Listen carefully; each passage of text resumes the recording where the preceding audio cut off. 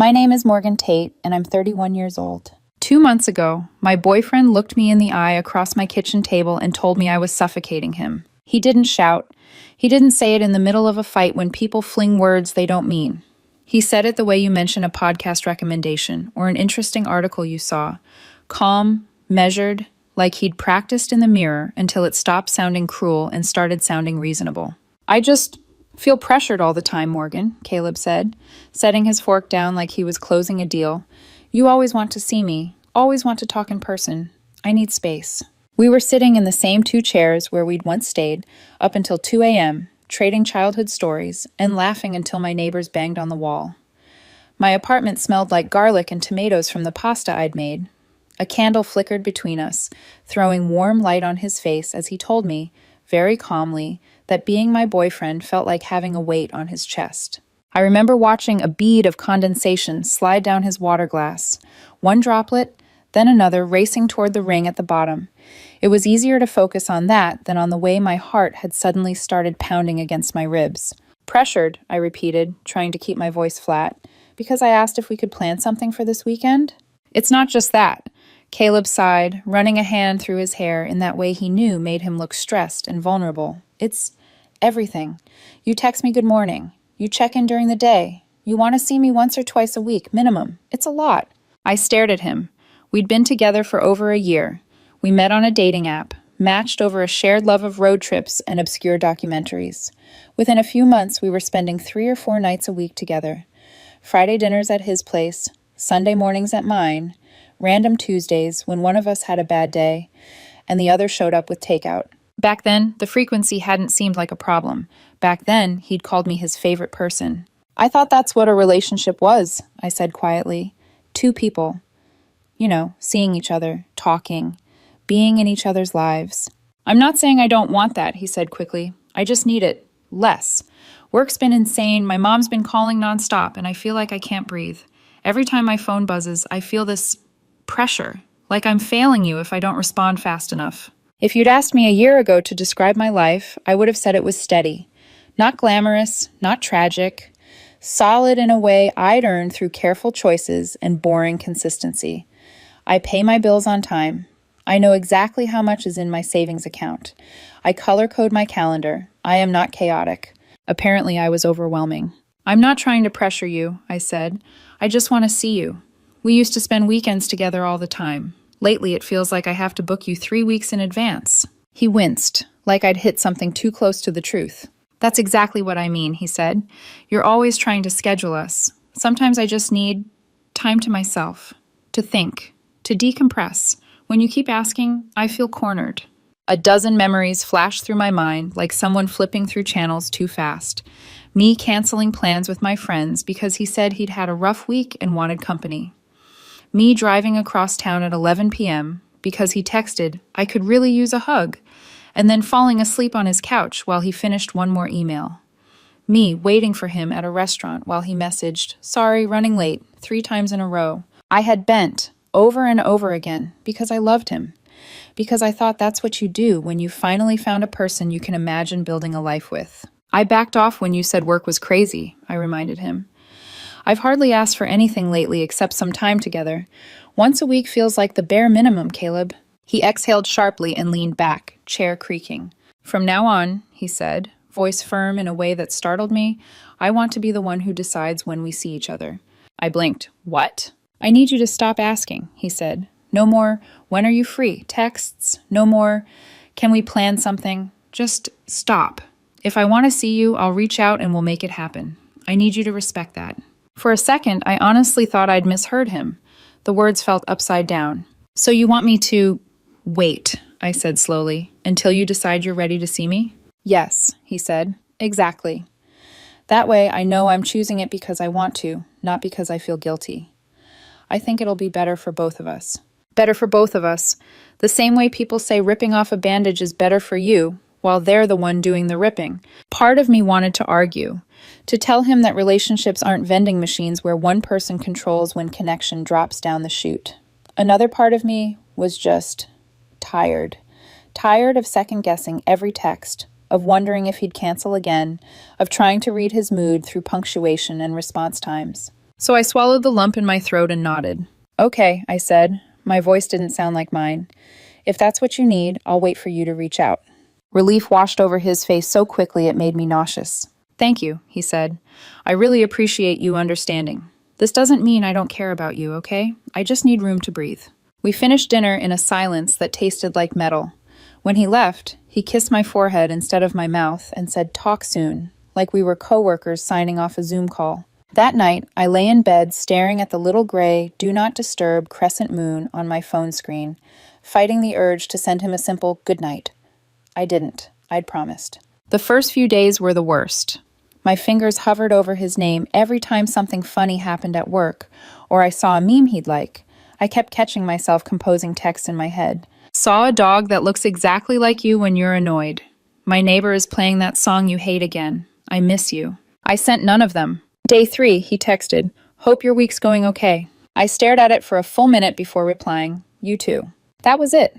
No follow-up, no, let's grab dinner, just a courtesy check-in with all the depth of a weather report. By day 7, something strange happened. Underneath the ache, there was a thread of lightness. I wasn't constantly checking my phone, waiting for his dots to appear and disappear. I wasn't rearranging my schedule around his maybes. I went to the gym after work, grabbed drinks with a coworker I hadn't seen in months, spent an entire Saturday deep cleaning my apartment while a podcast played in the background. My life, which had started to feel like it orbited around his availability, began to feel like mine again. On day 10, my phone buzzed at 11 p.m. "Miss you," his text said. I stared at it for a long time, thumb hovering. An older version of me, the Morgan who drove across town without hesitation, would have responded in 3 seconds. I waited an hour. "Miss you too," I finally wrote. Then, after a pause I could feel in my chest, "Want to plan something for this weekend?" I knew what I was doing. I was testing the rule he'd made, seeing if space still applied when the subject was missing me. His reply came a few minutes later. "I actually have plans this weekend, maybe next week." 3 gray dots appeared, vanished, appeared again. Then nothing. I set my phone face down on the nightstand and stared at the ceiling. 2 weeks after our agreement, on a Thursday night, my phone rang at 10:47 p.m. "Caleb." I almost let it go to voicemail. Curiosity won. "Hey," I said, trying to sound like I hadn't been counting how many days it had been since he'd last suggested seeing me. "Morgan." His voice was shaky in a way I'd never heard. "Are you home?" "Yeah," I said slowly. "Why?" "Can I come over?" he asked. "Please, I need to talk to you. It's important." Every instinct I had screamed to say no, to tell him he'd made the rules, and this late-night emergency didn't fit into space. But there was something in his tone, raw, frayed at the edges, that made my stomach twist. "Okay," I said, "come over." I watched the clock on my microwave tick forward. 10:51, 10:58, 11:06. I counted every minute, every footstep in the hallway that wasn't his. At 11:10, there was a knock at my door. I opened it to find Caleb standing there, eyes red-rimmed, shoulders slumped. He looked like someone who'd just crawled out of a wreck. In his hands, he was holding a small cardboard box, white and pastel. The brand name printed in soft letters I recognized instantly from 100 drugstore shelves.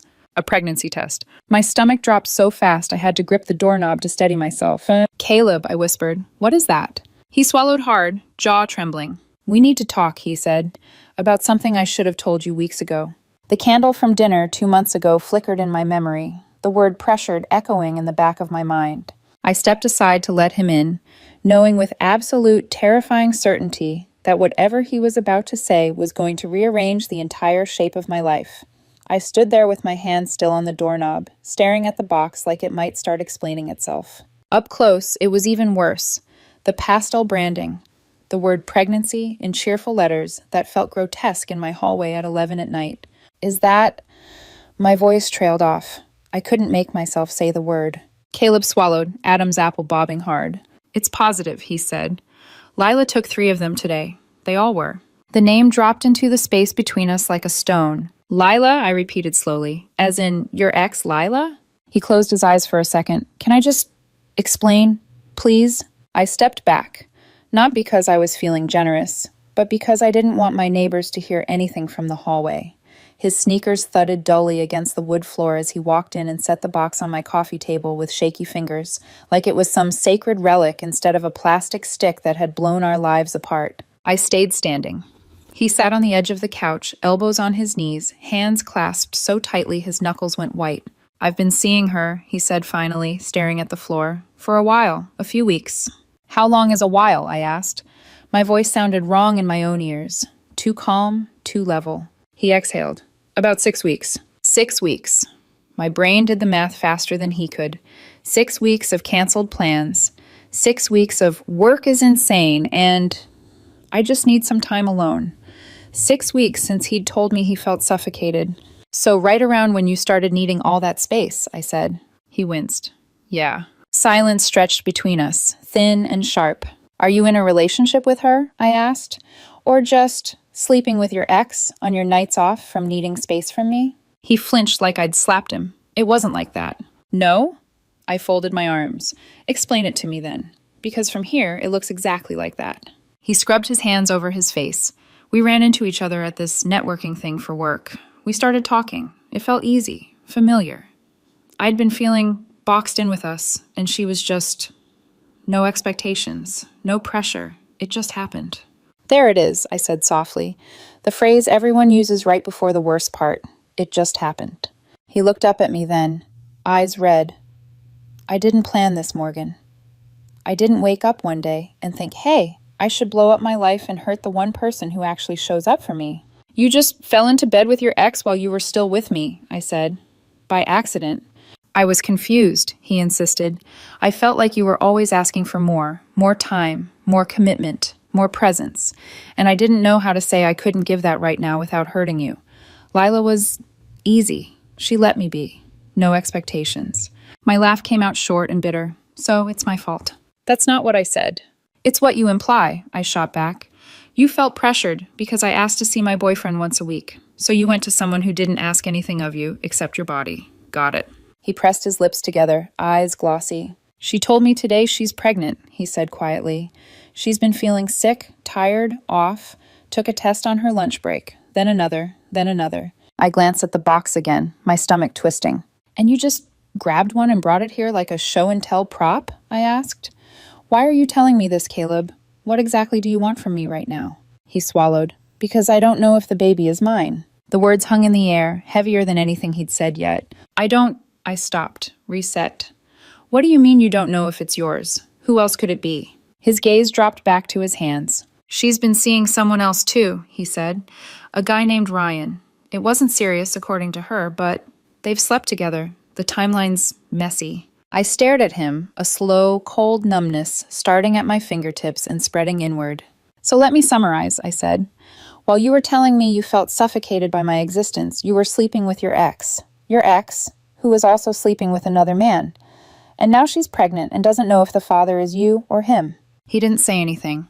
He didn't need to. "When were you going to tell me?" I asked. "If the test had come back negative, would you have said anything at all, or would you have just kept texting me, 'Hope your week's okay,' while you sorted out your secret possible baby with your ex?" "I don't know," he whispered. I panicked.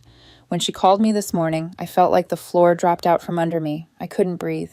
The only person I could think to talk to was you. Something in my chest snapped.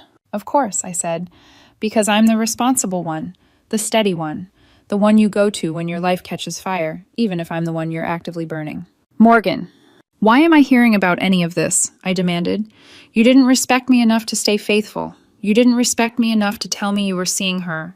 But now that there might be a child involved, suddenly I'm on the distribution list?" His voice cracked. "Because I don't want to lose you." I stared at him, stunned by the audacity. "You don't want to lose me?" I repeated. "Caleb, you've already lost me. You just hadn't bothered to notice yet." He flinched, breathing unsteady. "I'm not asking you to fix this. I needed to tell you the truth, and I needed you to know that if the baby is mine, I can't pretend it doesn't exist. I would have to step up. I'd have to be there." "So this is you. What? Soft launching the idea that if you're a father, I need to adjust my expectations?" I asked. "That my relationship will permanently include your ex and her child?" "I don't know," he said brokenly. "I'm trying to be honest." Honest would have been telling me 6 weeks ago that you were sleeping with Lila, I snapped. Honest would have been saying, I can't be in this relationship and also chase the comfort of my ex. He dragged in a shaky breath, eyes filling. She said something, he murmured. When she called me, she said, if it's mine, she wants it to be mine. Meaning? I asked tightly. Meaning she wants me to be the dad, he said. She thinks Ryan won't stick around. He's not reliable. She said I'm stable, that I'd show up, that I'd do the right thing. Right, I said slowly, because nothing says stable like cheating on your girlfriend and getting your ex pregnant. He closed his eyes, tears finally spilling over. I messed up, he said. I know that. I know I don't deserve anything from you right now, but part of me wants it to be mine. If it is, at least then there's a reason for all of this. It wouldn't just be pointless destruction. I stared at him, feeling a strange, distant kind of pity. Not for his situation, he'd built that himself, but for the way he was scrambling to assign meaning to the wreckage. And where do I fit in exactly in this little redemption arc? I asked. What's my role? Supportive girlfriend who holds your hand while you co-parent with your ex? Bonus mom to a child conceived while you were lying to me? His face crumpled. I'm not asking you to decide that now. Good, I said coldly, because I already did. He blinked. What? I took a breath, steadying my voice. I'm not doing this, I said. I'm not staying in a relationship where I'm only truly visible to you when your life catches fire. I'm not waiting around to see if DNA binds you to someone else while you keep me on standby as your emotional insurance policy. Morgan, please. You told me I was suffocating you, I cut in. So I backed off. I respected your space. And in that space, you chose to fill it with someone else. That wasn't an accident. That was a decision. Several decisions, actually. He stood up, reaching for me, like touch could rewind the last 20 minutes. Don't throw us away, he begged. We've built so much. We can figure this out. We can go to therapy. I stepped back out of his reach. You threw it away, I said quietly. You just waited to tell me until it became a medical emergency. His shoulders sagged. What am I supposed to do? Tell Lila the truth, I said. Tell Ryan the truth. Get a paternity test. Take responsibility for the child if it's yours. He swallowed. And you? I'm not your problem to solve, I said. Or your safety net to fall back on if the test says the baby isn't yours. He stared at me, understanding dawning slowly, like it had to fight its way through layers of denial. You're ending this, he whispered. Just like that. There's nothing just like that about it, I said. You ended it over the last 6 weeks, one lie and one canceled plan at a time. I'm just acknowledging what's already true. His eyes were shining, his voice small. What if the baby isn't mine? He asked. Don't you at least want to see how things go? There it was, the real ask. Not right now, but later. Not stay with me while I'm in crisis, but keep yourself emotionally available in case I come out the other side free and looking for comfort. I felt strangely calm. Of course I want to know the result, I said. I'm human. I'm curious. But wanting to know isn't the same as wanting to sign up for this. His jaw clenched. So that's it? That's it, I said. You need to leave. He stared at me like he didn't recognize me, like I was supposed to crumble, to cry, to cling. Please, he tried one more time, voice cracking. Don't do this. Don't just kick me out. I opened the front door. You walked out first, I said softly. I'm just making it official. For a moment, I thought he might refuse to go, that he'd dig his heels in and force a scene.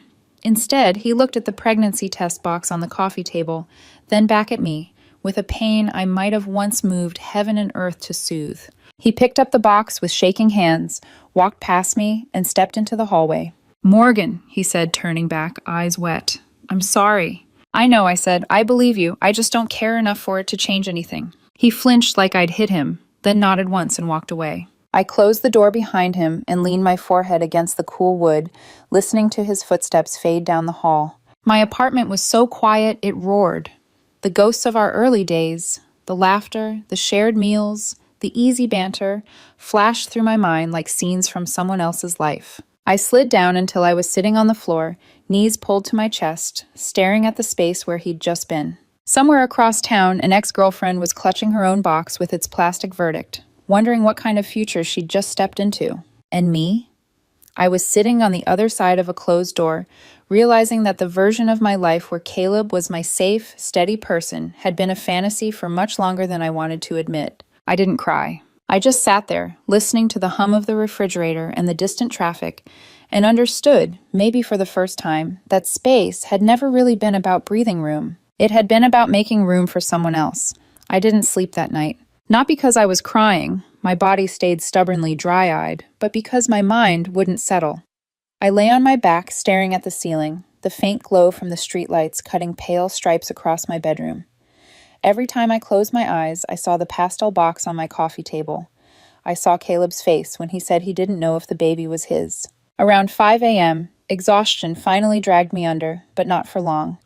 I woke again at 7:12, adrenaline already pulsing. I called my manager and said I wasn't feeling well. My voice was steady, which somehow made it worse. I spent the morning cleaning. Not the peaceful, meditative kind. This was frantic, compulsive, like if I scrubbed hard enough, I could erase the last 6 weeks from the walls. I wiped down the counters twice, vacuumed the same spot of carpet 3 times, laundered sheets that weren't dirty. By noon, my apartment looked like a staged rental, sterile, impersonal. Nothing at all like the place where I'd laughed with Caleb on Sundays over pancakes, or where I'd fallen asleep on his chest watching documentaries we never finished. That was the thing I kept circling back to, how real it had felt, how real I'd believed it was. My phone buzzed on the counter. Caleb. I stared at the screen until it dimmed, then picked it up. Caleb, can we talk, please? I locked my phone and set it face down. Let him sit with silence for once. An hour later, another buzz. Caleb, I told Lila. She wants to meet. She wants us to talk together. I read it twice, disbelief curdling into a humorless laugh. He wanted me to meet her. The woman he'd cheated with. The woman who might be carrying his child. Absolutely not. I walked into my bedroom, set the phone on my nightstand, and left it there. If it wanted to buzz itself into oblivion, that wasn't my problem. I showered, changed into clothes that didn't feel like they hugged my skin too tightly, and forced myself outside. I walked for an hour with no destination, just the need to move, to keep from drowning in stillness.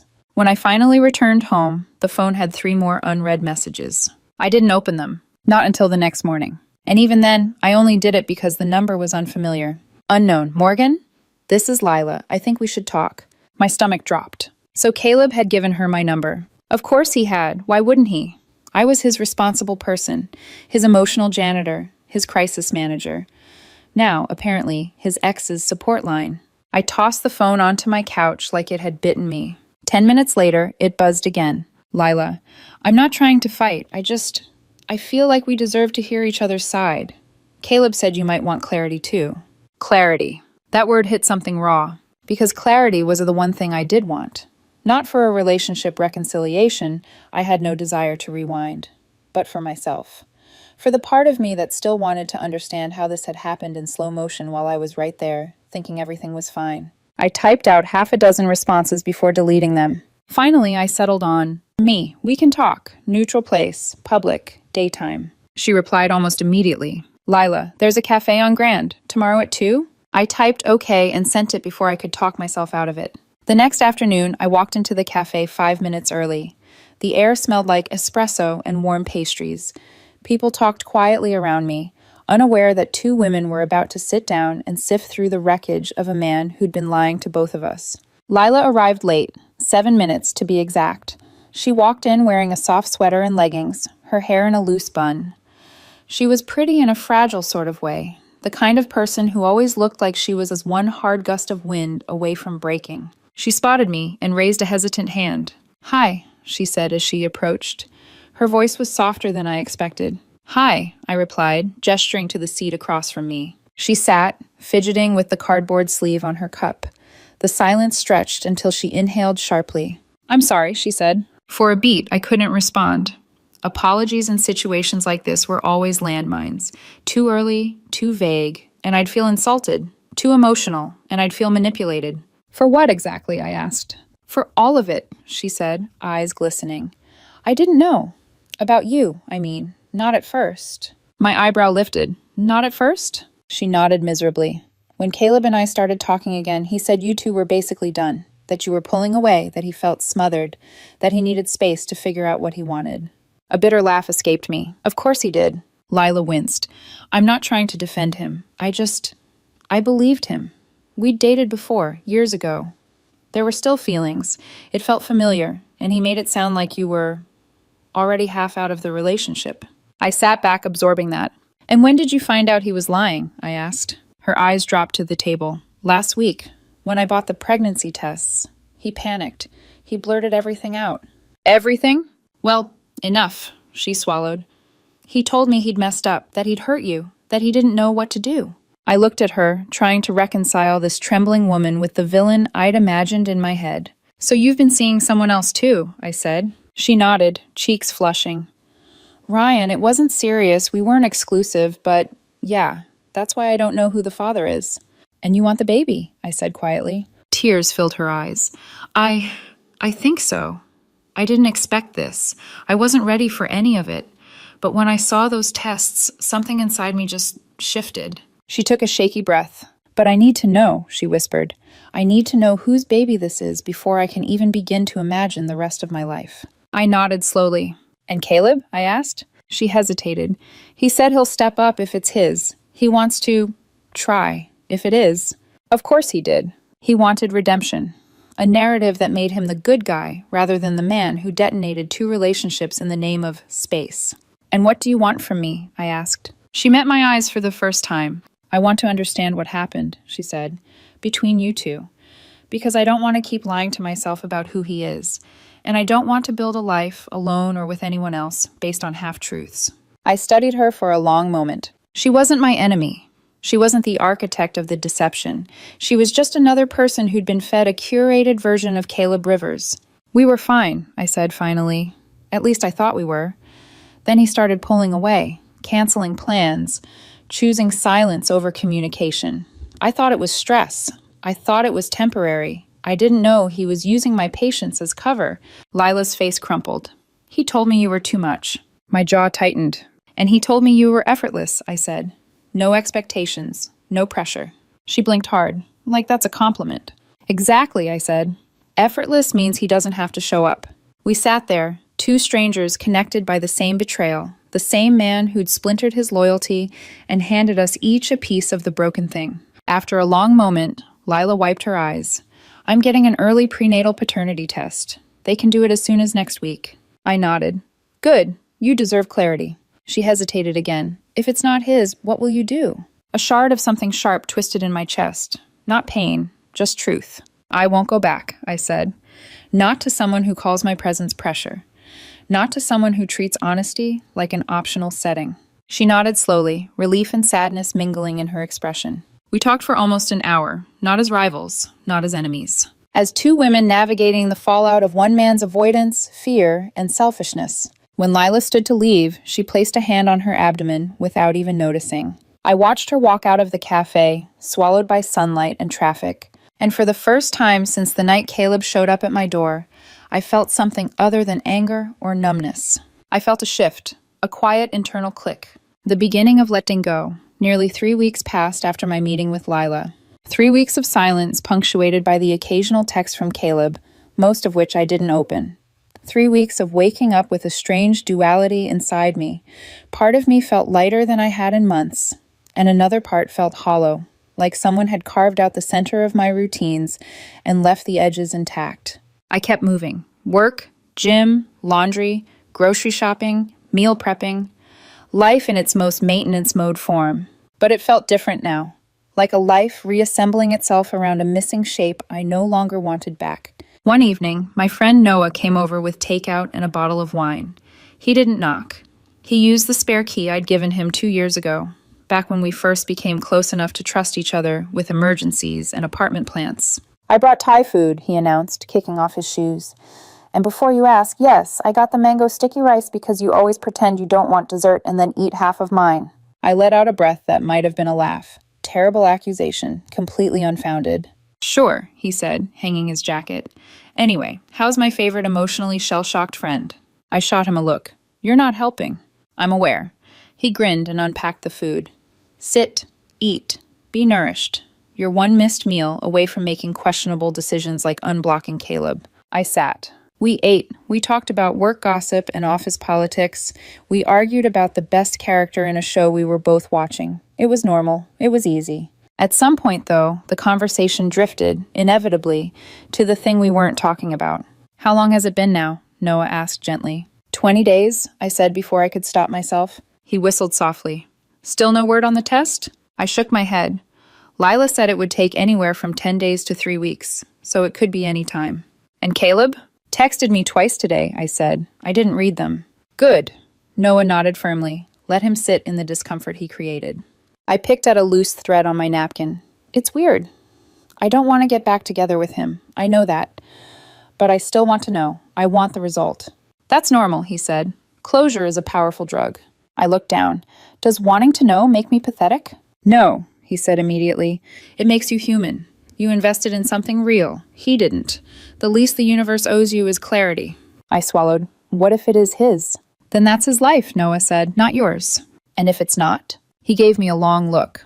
Still not your life. His voice was calm, certain, grounded. I didn't realize how much I needed to hear that until my eyes stung. He leaned back.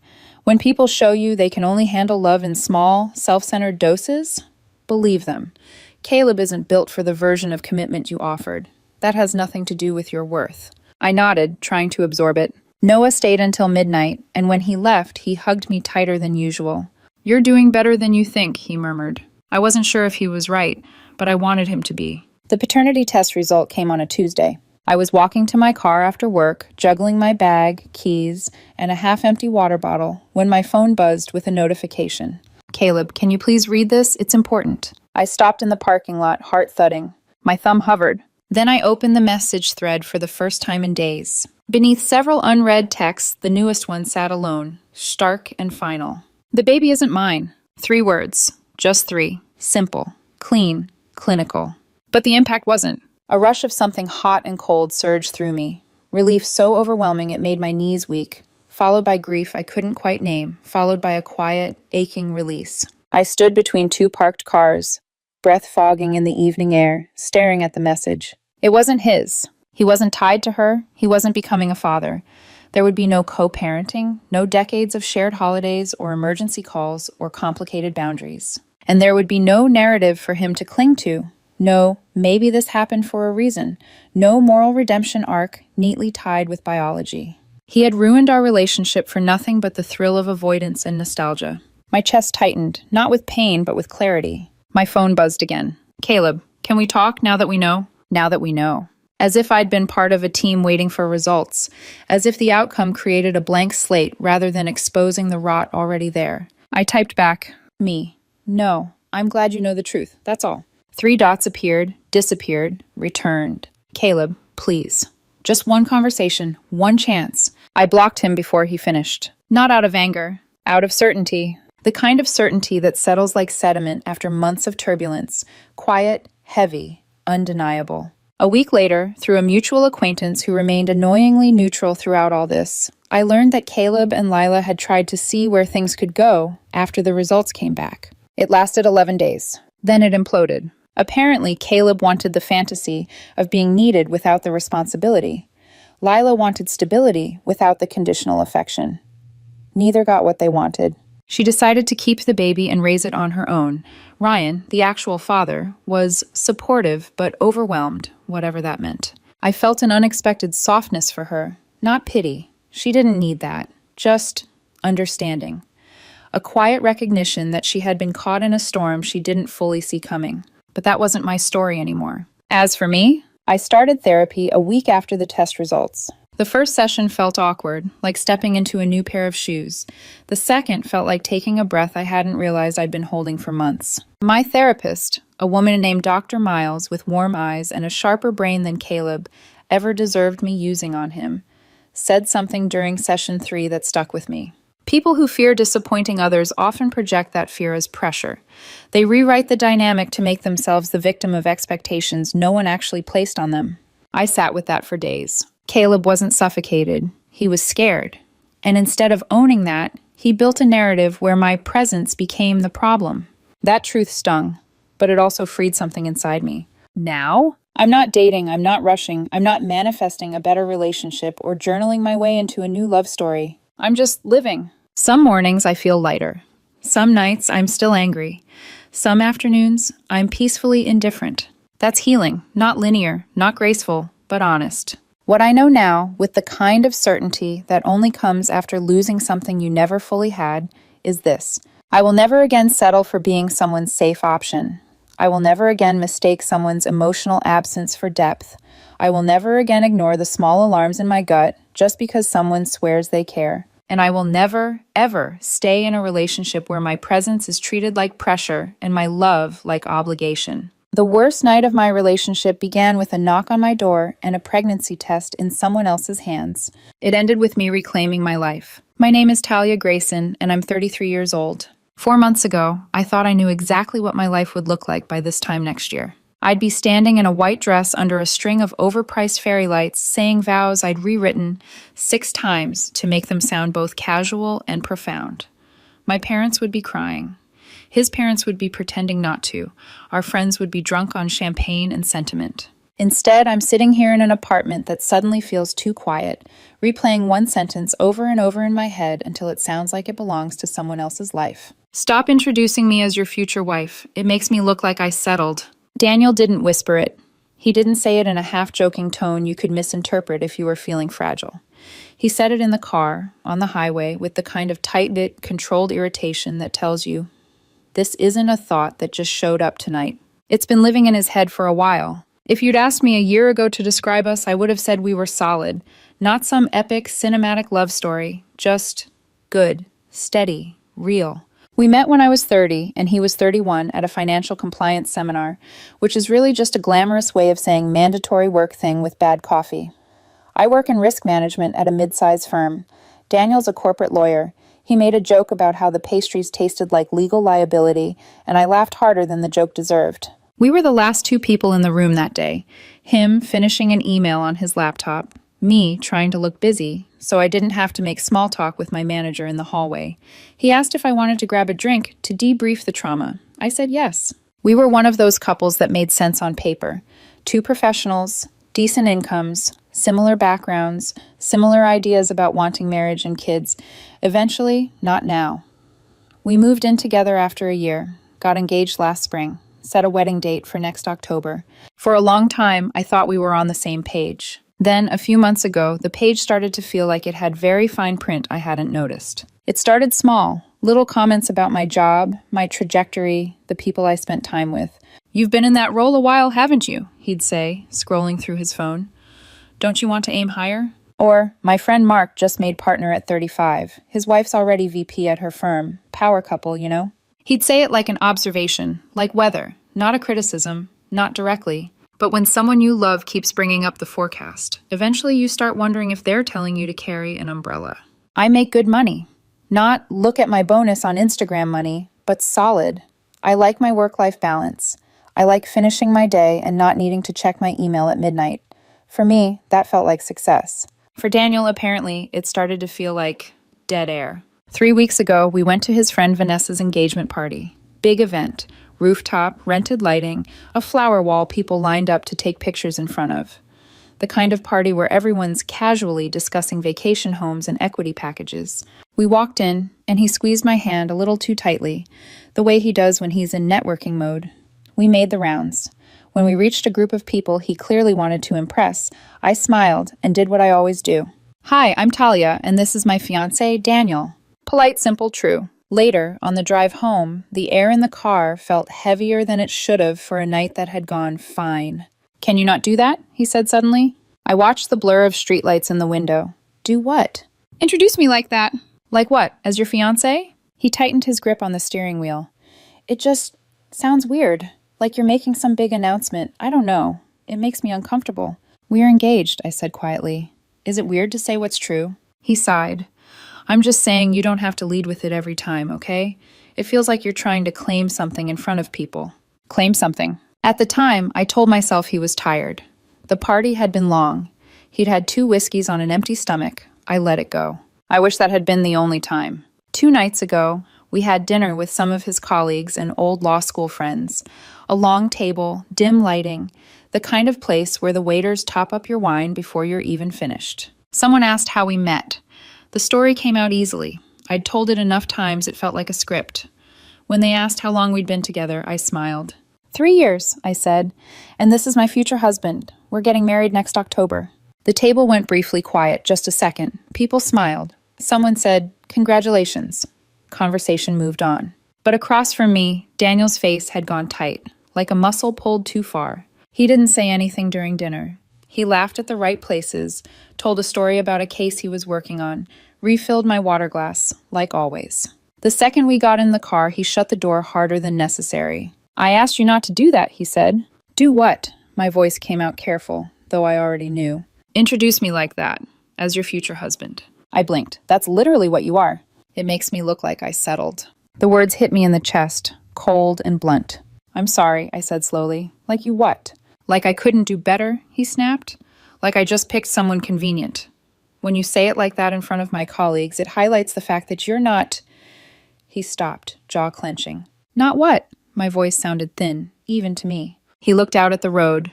"Not on the same level as my friends' partners. They're marrying doctors, executives, entrepreneurs.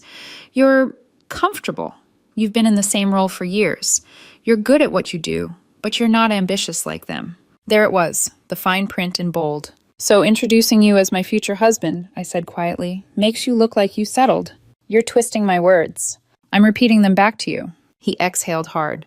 "You're taking it out of context. All I'm saying is you don't need to be so public about it. My colleagues talk. They compare.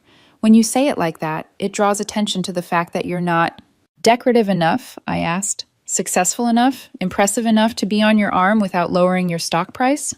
"Talia," he warned. Something in me went very still. For 3 years, I'd been measuring myself by this man's approval without fully realizing it, adjusting, softening, laughing off little digs because I told myself he didn't mean them. Now I was staring at the unvarnished version. "You think being engaged to me makes you look like you settled," I said. "You think I make you look bad?"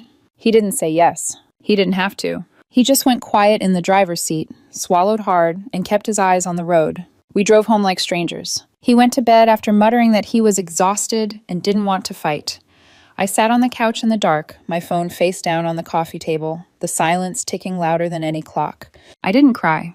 That surprised me. Instead, I felt something inside me click into place. Not anger exactly, not yet. Clarity. If I stayed, this would be my life. Constantly auditioning for the role of impressive enough, knowing the director was someone who'd already decided I was miscast. After about 2 hours, I picked up my laptop. First, I pulled up the shared calendar where Daniel had dumped every event we were supposedly attending over the next few months. Wedding showers, firm galas, birthday dinners, brunches with his inner circle. Every place he wanted to parade me when it suited him. At each one, my name appeared as his +1. His accessory? I opened my email and one by one sent polite messages to the hosts I knew. "Hi, unfortunately I won't be able to attend. So sorry for the late notice. I hope the event goes wonderfully." I didn't mention Daniel. I didn't explain.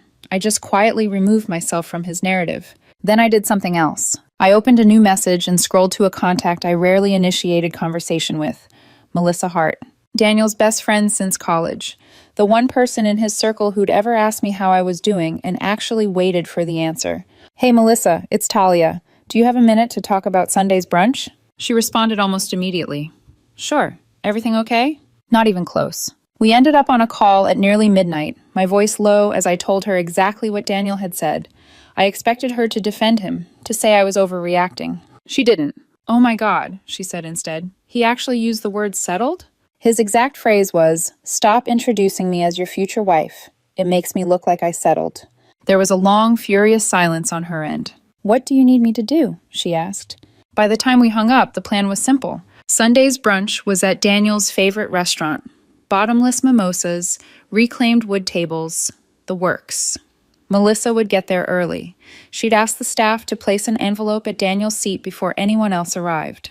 Inside that envelope, he'd find a letter I would write and a printed confirmation from the venue we'd booked for our wedding. Cancellation confirmed. By the time I finally went to bed, Daniel was snoring softly beside me, blissfully unaware that his life had just quietly shifted on its axis. He thought tomorrow would be more of the same. I stared at the ceiling in the dark and thought, no, tomorrow you find out I'm not something you settle for.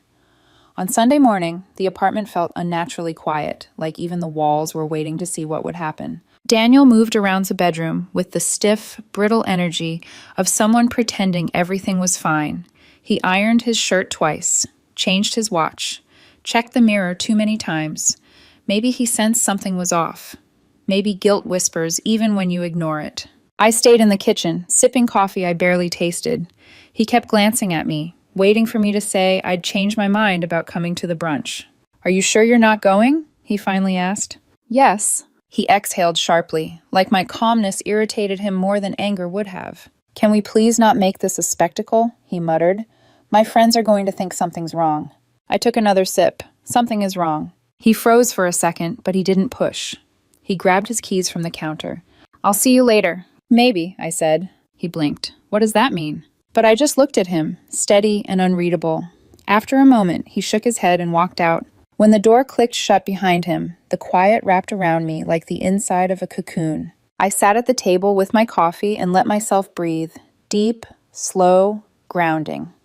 Today wasn't revenge. It wasn't cruelty. It was clarity, delivered in the one place Daniel cared most about, his social circle. A notification buzzed on my phone, a message from Melissa. He's here. They just seated him. The envelope is in place. I stared at the screen, heartbeat steady. Okay, thank you. A minute passed, then another. And then my phone lit up like a siren. Daniel calling. I watched it ring, let it ring out. It buzzed again, and again. Then the text started. What is this? Talia, answer your phone. Tell me this is a mistake. Did you seriously cancel the venue? Pick up. Now. I turned my phone face down. 20 minutes later, the front door swung open so hard it hit the wall.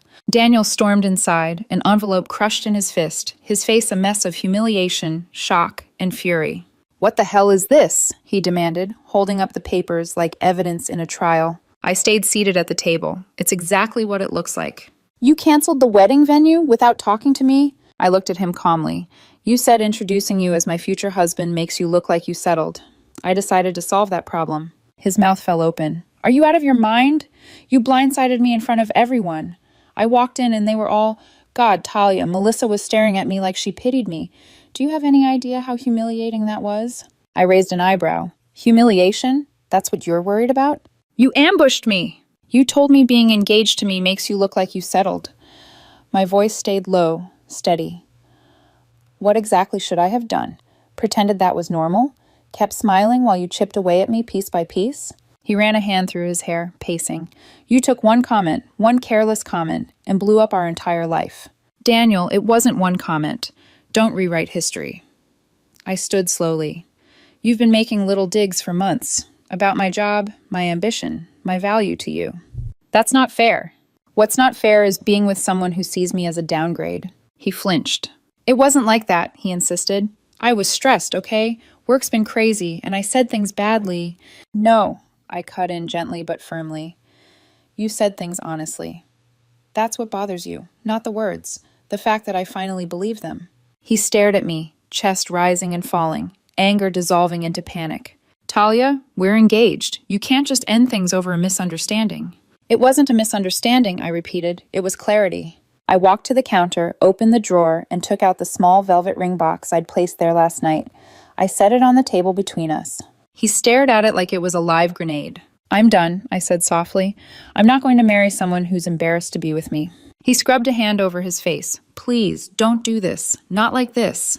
You did this, I replied. The moment you decided I made you look like you settled. Silence stretched between us, thick and suffocating. Finally, he sank into a chair, looking smaller than I'd ever seen him. I didn't mean it. You meant it enough to say it twice, I said.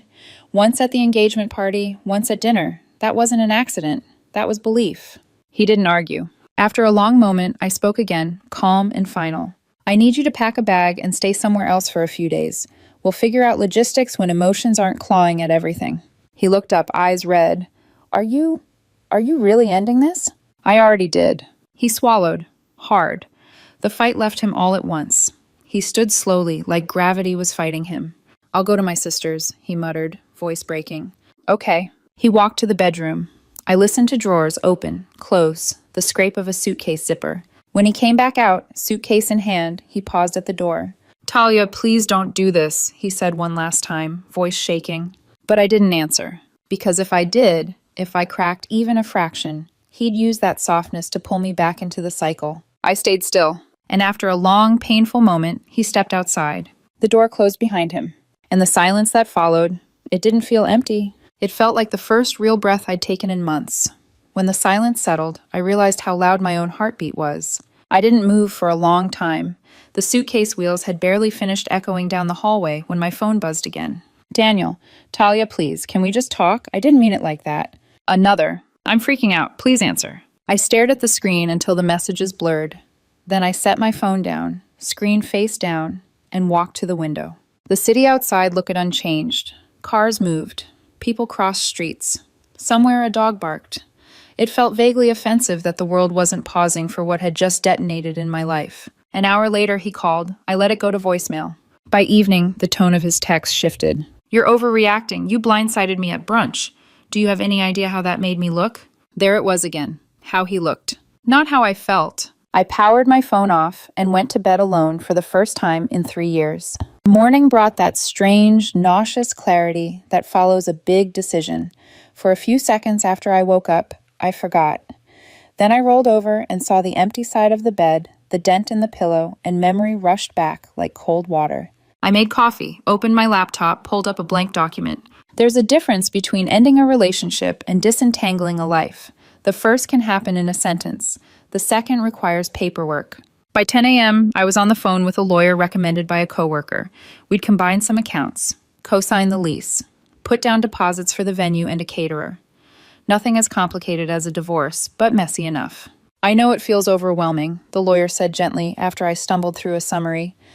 But it's good you're doing this before any legal marriage documents, property, or kids are involved. That sentence landed like a delayed explosion. Before marriage. Before kids. Before we locked in a version of my life where I was always walking 3 steps behind a man who was ashamed of being seen with me. We went through practicalities. My name on what? His name on what? What could be separated now? What would take time? After the call, I sat there in the quiet apartment, legal pads spread out in front of me, and felt something unexpected. Relief. Not joy. Not yet. Just the sense that I'd stepped off a train that had been going somewhere I didn't want to end up. Around lunchtime, my phone lit up again, this time with an unfamiliar number. I almost let it go to voicemail, then answered on impulse. Hello? Talia, dear, it's Helen, Daniel's mom. My stomach nodded. Hi, Helen. She exhaled shakily. Daniel called us last night, in pieces. He said you ended the engagement, that you canceled the venue. I stared at the table. A corner of the cancellation printout peeked out from under my legal pad. I did, I said. Can you tell me why? Her voice softened. He just kept saying you overreacted to something he said, that you embarrassed him in front of his friends. Of course he did. I swallowed.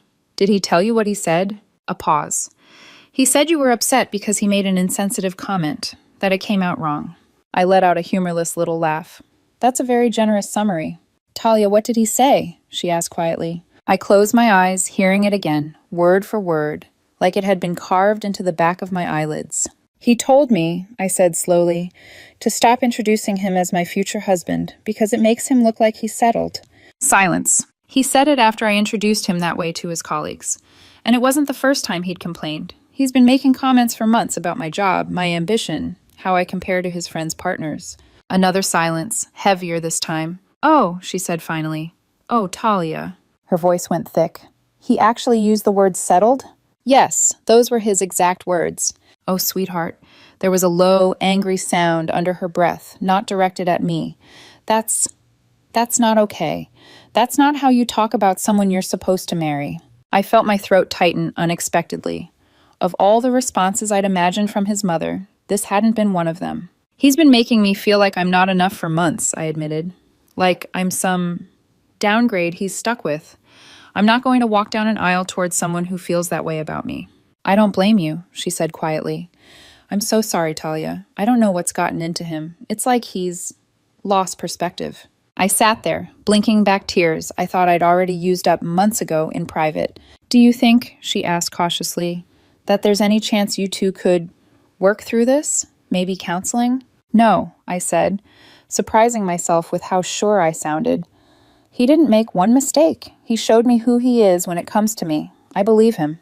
She exhaled. I understand. I may not like it, but I understand. For whatever it's worth, we love you. We always have. You've been good to him. Better than he deserved, apparently. That was when the first tear actually escaped, hot and sharp, sliding down my cheek. Thank you, I whispered. We talked a little longer. She promised to speak to him, not to fix it, She knew she couldn't, but to make him see what he'd done. I didn't ask for details. That was their relationship to untangle. When we hung up, the apartment was quiet again. But the quiet felt different. Less like abandonment, more like a clean slate. The next few weeks blurred into a rhythm of logistics and emotional whiplash. Daniel oscillated through an entire spectrum of reactions in my messages. First came anger. You had no right to cancel the venue without me. Do you know how much money we lost? You made me look pathetic in front of everyone. Then defensiveness. I told you it came out wrong. You're twisting what I meant. No one else would throw away 3 years over a single misphrased sentence. Then slowly, desperation. Talia, I'm sorry. Please. I'm seeing someone, a therapist. I know I've been obsessed with status and appearances. I'm trying to fix it. Please talk to me.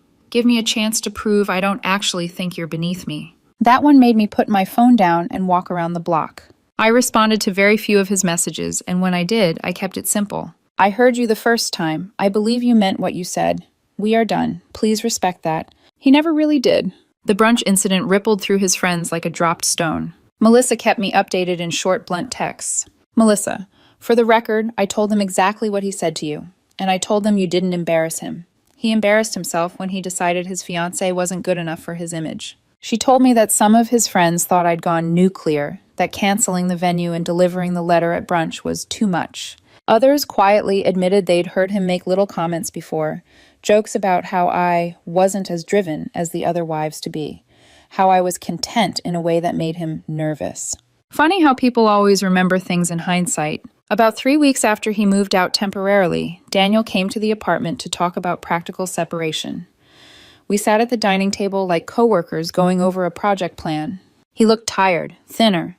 There were faint shadows under his eyes. I found a new place, he said. I move in next month. Okay, I replied. We went over the lease, utilities, the remaining balances on wedding-related expenses, how much we'd already paid, what we'd lose. I'll cover the non-refundable stuff, he said abruptly, signing his name on one of the forms. You shouldn't have to pay for that. I studied him. It was my decision to cancel, Daniel. I'm willing to split the loss. He shook his head. No, His jaw tightened. You're right about one thing. I cared more about how you made me look than how you felt. The least I can do is eat the financial hit. For a second, I saw the man I'd fallen in love with, the one who'd stayed up all night with me when my dad was in the hospital, who'd made me grilled cheese at 2 a.m. when I came home crying after a brutal week at work. If he'd shown this version of himself months ago, instead of the one performing for his imaginary audience, maybe we'd be sitting here planning a wedding instead of an exit. But he hadn't, and I couldn't unknow that. A few days after that meeting, an envelope arrived in the mail addressed in his handwriting. No return address, just my name. I knew before I opened it that it wasn't more paperwork. Inside was a handwritten letter, several pages long. He'd always typed everything before. Seeing his messy, uneven script made it feel strange and intimate, like looking at his thoughts without polish. He wrote about how he'd grown up in a house where image was currency, parents obsessed with what the neighbors thought, a father who measured success in job titles and house size, a mother who treated appearances like armor. He wrote about how he'd internalized the idea that his worth depended on being impressive, and that part of that impressive package was having a partner who fit a certain picture. You were never actually not enough, he'd written. I made you feel that way because I was terrified that if my life didn't look perfect from the outside, people would see how small and insecure I really feel on the inside. I thought if my fiancé was more impressive, it would cover up my own fear that I'm not. He admitted that he'd compared me to his friends' partners not because I fell short, but because he'd decided they represented success, and he was trying to measure his life against some invisible checklist. I projected all of that onto you, the letter said near the end. I made you carry the weight of my insecurity. I'm sorry. I know sorry doesn't fix it. I know it doesn't make you unhear what I said in that car, but I need you to know I see it now. The letter ended with a strange mix of hope and acceptance. If there's any part of you that believes we could rebuild something healthier, I'd do whatever it takes. If there isn't, I'll respect that. You deserve someone who saw your worth from the beginning, not someone who had to lose you to understand it. I read it twice. Then I folded it back along its original creases, slid it into the envelope, and put it in the back of a drawer. Not because it meant nothing, but because it didn't change the most important thing. He hadn't suddenly become someone else. He'd just finally noticed who he'd been all along. And I had finally decided that I deserved better. It's strange how quickly a life can shrink down to boxes, signatures, and final balances. 1 month after Daniel moved into his new apartment, the last of our joint accounts were closed. The last piece of mail with both our names on it arrived and was forwarded. The last wedding deposit, what remained of it, was refunded. That was the day I realized there was no our left anywhere, just two separate people whose lives had briefly tangled, then cleanly split apart. For the first time in weeks, I woke up without the knot in my stomach I'd gotten used to ignoring. I made coffee, watered the plants, opened the windows. The air felt lighter. I wasn't happy yet, but I wasn't hurting anymore. It was a start. Over the next month, my life shifted in ways I didn't expect. I reconnected with friends I'd drifted from, people who loved me without needing me to be impressive or upwardly mobile or anything besides exactly who I was. I said yes to spontaneous dinners and slow Saturday mornings and long conversations on balconies. I went back to weekend hikes, signed up for a pottery class, started reading again. Real books, not the relationship self-help articles I'd been subconsciously trying to use to fix us. I started rock climbing with a coworker, mostly because she said, "It's surprisingly good for anxious people," and I wanted to know if that was true. It was. Every day, inch by inch, I grew back into myself. The version of me that existed before Daniel's subtle comparisons and careful judgments. Before I'd shrunk myself to fit inside the outline of the person he wanted to be seen with. Before I believed good enough was something other people got to decide for me. 3 weeks into my new normal, I ran into him. Of course it happened at the one coffee shop near the old apartment, the one I'd avoided for months without admitting why. I pushed open the door, mid-text, and nearly walked straight into him. He was at a table by the window, half-empty latte in front of him, sleeves rolled up. He wasn't alone. A woman sat across from him, pretty, polished, laughing at something he'd said. When he looked up and saw me, everything in him froze. His face went pale in that instant, the way it had at brunch when he opened the envelope. "Talia," he breathed. I felt that strange, surreal calm wash over me, the same one I'd felt the day I ended it. "Hi, Daniel." The woman turned, surprised. He stammered out something. "Oh, this is a friend." But I didn't linger. I gave them both a polite nod, ordered my drink, and walked out before he could stand or follow. I didn't owe him a conversation, or an explanation, or a scene. I owed myself peace. My phone buzzed 20 minutes later. "Daniel, it was good to see you. You looked happy." This time, the message didn't sting. It just felt unnecessary. I deleted it without responding. A few days later, Melissa and I grabbed lunch, a habit we'd fallen into now that things weren't strained or complicated. She sat down with her iced tea and slid into the booth with a sigh. "Okay, so," she said, leaning in, "do you want the quick update or the long one?" I smiled. "That depends. Is it about Daniel?" Her eyes softened, apologetic. "Yeah." I stirred my soup. "Go ahead." She exhaled. "He's struggling. More than he lets on. Some of the friend group took your side pretty hard. A few just quietly backed away from him altogether." I nodded. That didn't surprise me. "And his family?" She grimaced. "Let's just say his mom didn't hold back. She told him straight up he'd ruined something good because he cared more about looking impressive than being decent." I didn't know what to feel about that. Sadness, maybe, or a distant kind of compassion. Melissa watched me carefully. "He asked about you?" "About me? Yeah. Wanted to know if you were seeing anyone." I shut it down, she said firmly. I told him, "That's not your business anymore. You had someone good and you made her feel like she wasn't enough. Let her move on." A warm, grateful ache bloomed in my chest. "Thank you," I murmured. "Don't thank me. Thank yourself for finally choosing you." It wasn't until I walked home that I realized something important. I wasn't angry anymore. Not at Daniel. Not at myself. Not at the time I'd spent being small for someone who didn't deserve it. The anger had burned away, leaving something quieter and sturdier behind. Not forgiveness exactly, but closure. Real closure. Not the kind you beg for. Not the kind you perform for witnesses. The kind you build yourself, piece by piece, until you can breathe without flinching. Standing at the crosswalk, sun in my eyes, I understood something with sudden, crystalline clarity. Daniel hadn't just made one bad comment. He'd revealed the truth he'd been carrying the entire time. About me. About himself. About the relationship I kept trying to talk myself into feeling happy inside. The settled comment wasn't a slip. It was the tip of the iceberg I'd been trying not to see. And walking away wasn't punishment. It was the first genuinely loving thing I'd done for myself in years. That night, I lit a candle, cleaned the apartment, and curled up on the couch with a book and a soft blanket. For the first time in a long time, the silence didn't feel heavy. It felt like home. I wasn't anyone's consolation prize. I wasn't a checkbox on someone's ambition list. I wasn't a downgrade in anyone's narrative. I was enough. And finally, I believed it.